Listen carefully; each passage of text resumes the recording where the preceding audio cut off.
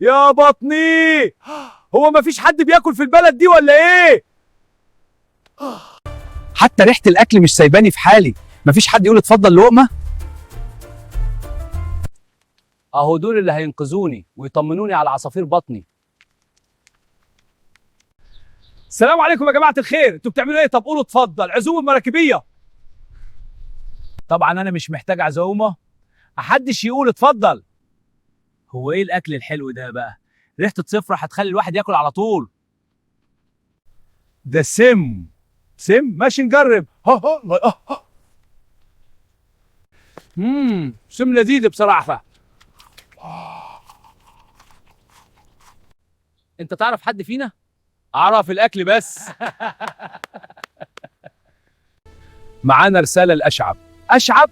أنا هو بشحمه ولحمه. سحتوت بقى غني؟ طب استنوني أنا جاي معاكم حالا. يا ويلك مني يا سحتوت، أنا هعرف إزاي أتمتع بفلوسك.